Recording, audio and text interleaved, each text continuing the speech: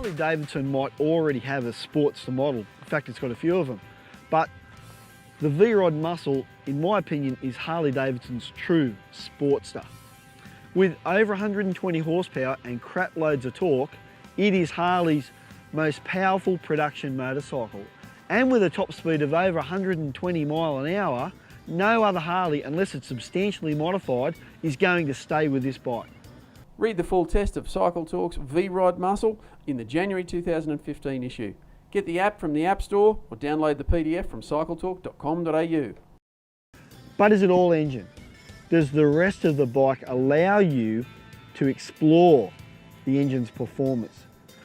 Well, it does to a point. You see, it weighs in near enough to 300 kilos, ready to rumble. Having a 240 rear tyre and a wheelbase of 1.7 metres, it is more a traffic light racer than it is a track star. But to be honest, it doesn't really detract from the overall experience, because you know that just by looking at it. But that doesn't mean it's not going to be a lot of fun, or it can't be a lot of fun in a nice, tight, winding road situation. With a 240 tyre, you do have to muscle it into the corner and hold it there, more so than you would with a bike with a smaller rear tyre, but that's just part of the fun. And that big tyre is really a big part of the styling exercise anyway. Now, the 5-speed gearbox is very slick, especially compared to air-cooled Harley engines.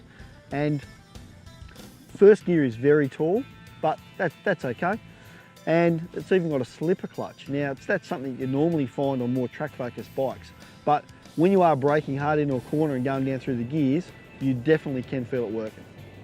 Now, as I said, the bike does weigh a shade over 300 kilos, so it is quite heavy, but pulling it up from the high speeds that this bike is capable of is really easy because of those great front brakes. And the rear brake's quite good too.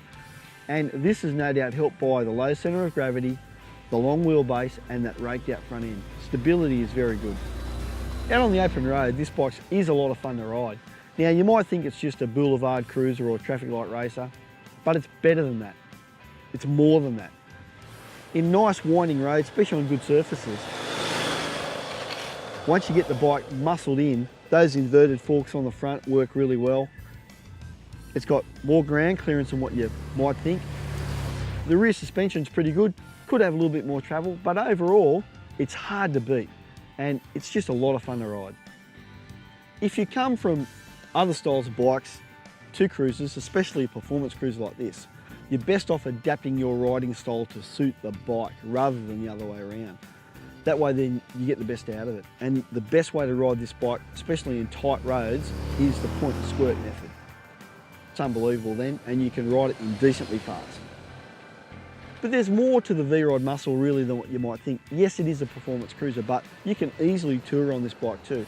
A friend of mine's got a V-Rod Muscle, and he's fitted out with a few genuine Harley Davidson accessories like a screen, small backrest and panniers. And they do fit nicely with the style of the bike, and as a result, he tours quite long distances on that motorcycle. So even though the V-Rod Muscle is probably one of the sportiest of Harley Davidson's offerings and the most different, it still has enough Harley Davidson DNA to do what they do best, and that is out there cruising along, enjoying life in the best possible way, and that's on a motorcycle.